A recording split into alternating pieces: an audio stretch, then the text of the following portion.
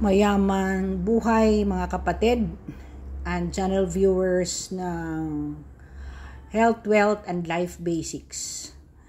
So, ito na po ang 5th segment natin, and if hindi pa kayo nakinig sa segments 1 to 4, kailangan nyo pong pakinggan ito kung gusto nyong mag-succeed sa pag-aasawa, dahil ang 1 to 4 ay ang mga basics mong gagawin bago ka mag-decide mag-asawa. Now, why do people decide to marry? Diba? Meron akong kilalang couple na 25 years muna silang nag-live-in bago nagpakasal, kung hindi pa magra-graduate ang pang-apat na anak ng college, saka pa sila nagpakasal. So, ano ang reason daw? Kasi they do not believe that marriage could last. Anyway, alam ba natin ang statistics ng divorce sa research and study? 50% of the first marriage end in divorce. So, ang 50% na yan ay sure to be divorced. So, ang second marriage, 60 to 7% ang nagdi-divorce. So, ibig sabihin,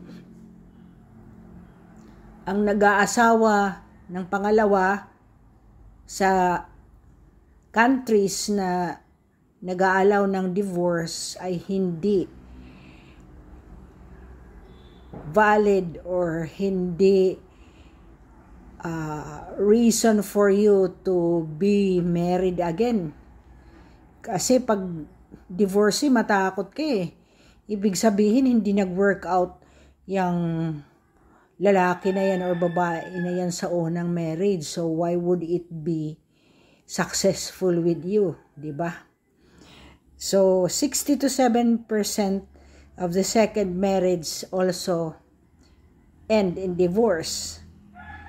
And 75% of the persons who marry for the third time, 75% ang nag-fail or end in divorce. So, now, balik tayo dun sa original na statistics. So, of the 100% na nag-aasawa, 50% ang nagdi-divorce. So, merong 50% na naiiwan na who would stay unhappily. So, 37% of which is staying, nag-i-stay ang couple kahit hindi sila happy, 37% nandoon. So, do not believe na just because people are not divorcing that they are happy or they are contented. Ang left na 12.5% end up happier. So, napaka slim po ang talagang nag-e-end in the 12.5% na hindi nagdi-divorce. Most probably nasa 5 category na sinabi ko kanina kung bakit compatible ang couple. May chemistry, may sexual chemistry, may vision together, may standard sila sa kanilang intelligence, capability to build together, shared interest. Kumbaga, ito ang 12.5% na naiiwan na hanggang mamatay. They seem to be really happy with each other staying in the married life. Now, let us move forward. Okay? With all the qualifications, kung talagang gusto mong mag-asawa talaga despite the challenges that you knew na hindi talaga nagko-conform sa lahat ng standards ng pundasyon ng magandang relationship. Isa lang ang sure ko sa study na yan. Mostly, ang anak ng divorced family or separated family ay dysfunctional. And therefore, ang tao, kay babae ko lalaki na yan, naasawahin mo na galing sa dysfunctional family is a sure recipe for failure, not unless the person ay magwa-qualify doon sa standard na conscious siya na hindi niya gagawin ang mga ginagawa ng parents niya. Kagaya ko, my mom was a very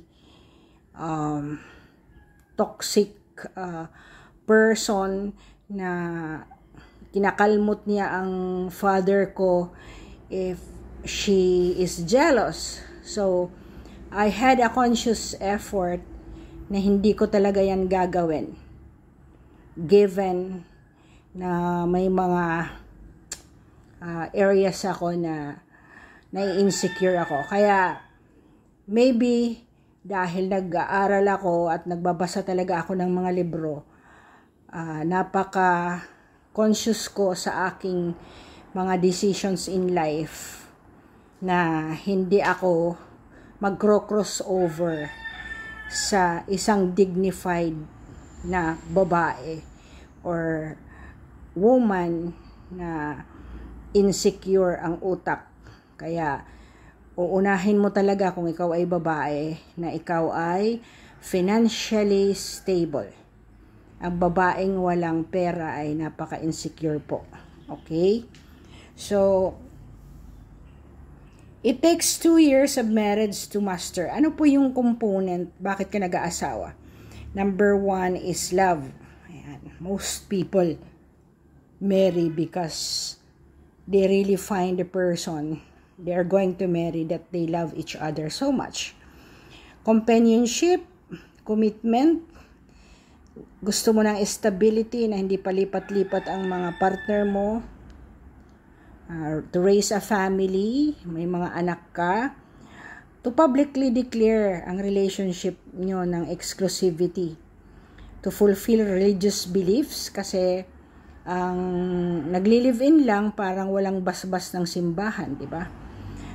Social norms na kailangan mag-asawa ka dahil halimbawa sa mga nobility kailangan mag-asawa ng ganitong age dahil sila ang magiging heirs sa mga kung anong stature they have in the society. Legal benefits, they also yung mga arranged marriage. But basically, kung commoner ka lang, kumbaga common lang tayong tao, you marry because you think you made the right choice, a person whom you will marry, and the right reasons for you to marry. Not because you are impelled by a religious belief or gusto mo lang mabuntis, gusto mo lang manganak, gusto lang ma-redeem ka sa kahihiyan dahil nabuntis ka. Sana hindi ganon ang reasons. So, meron din mga tao na ayaw mag-asawa. Why? Because for them, personal freedom is higher than, when you get married, hindi ka pwedeng basta-basta lang lalayas, hindi ka pwedeng basta anong oras ka lang uuwi, di ba? And you have a responsibility to support the family and the children. Ayaw mag-asawa dahil hindi siya compatible doon sa mga nagiging girlfriend or boyfriend niya.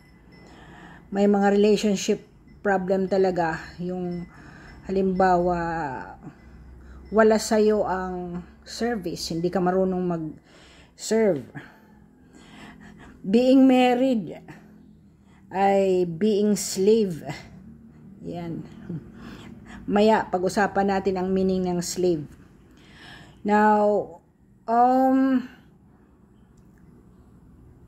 they do not marry because may mga dysfunctionality siya na nakikita na kawawa naman ang magiging pamilya ko kung ako'y mag-aasawa dahil meron akong mga ganitong dysfunctionality, and that's good, 'di ba? Societal expectations. Hindi pwedeng mag-asawa dahil hindi ko kaya ang dowry. So sa mga Muslim world, may like in Pakistan yata, ang babae ang magbabayad ng dowry para siya ay asawahin. In the other Muslim world, ang lalaki naman ang magbabayad ng dowry sa family in order to marry the woman. So, they would rather be single than get married. Financial consideration also. Yung parang ayaw mong i-burden pang ibang tao na mag-aasawa ka na hindi mo naman kayang mag-raise ng family. So, whether or not you would choose for settling down or marrying and raising a family or not, it is up to you. But in this study, 12 to 24% daw ang nag-aasawa ay happier than hindi nag-aasawa. So, of course, you can contest that, di ba? Ako, feeling ko, mas happier ang walang asawa. Doon nga sa fourth segment ko, sabi ko, had I been having this framework of mind na meron ako ngayon, hindi na ako mag-aasawa, magpapabuntis na lang ako. Tama ba? Yes, because when you are single and alone, you can do whatever you want. You can fly, you can travel. No one will restrict you. Gusto mong maging director, anong executive director, secretary of labor, kung ano-anong secretary ng mga ahensya ng gobyerno, you want to go abroad, you want to be very wealthy, you want to be very happy, then no one can stop you kasi buhay mo yan di ba?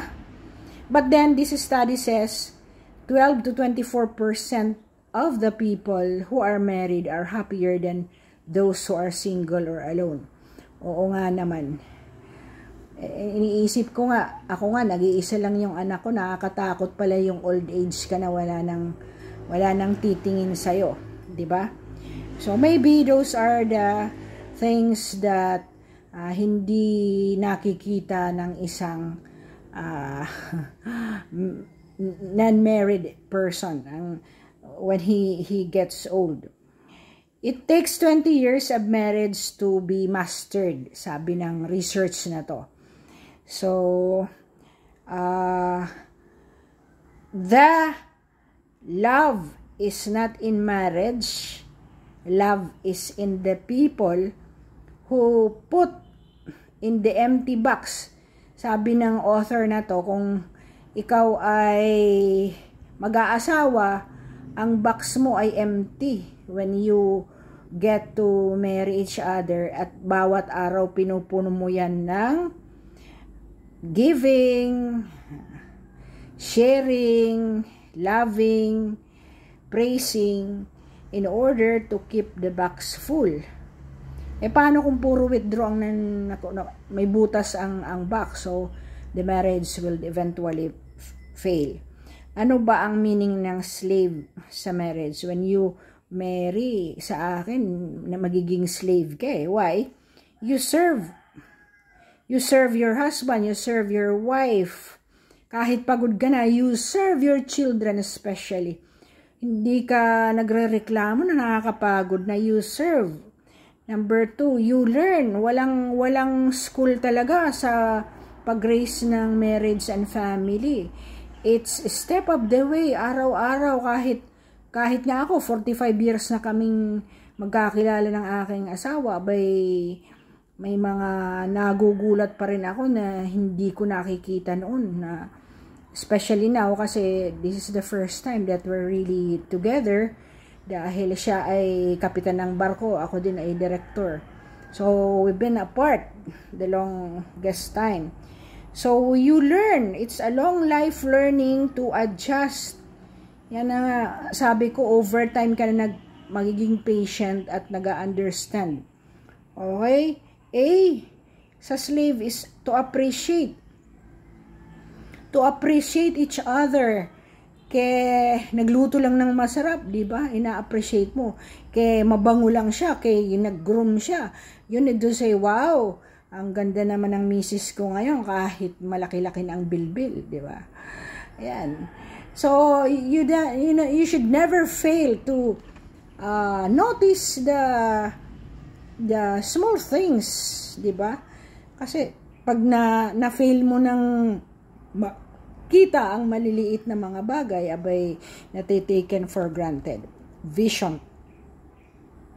Do not stop to have a vision in life together.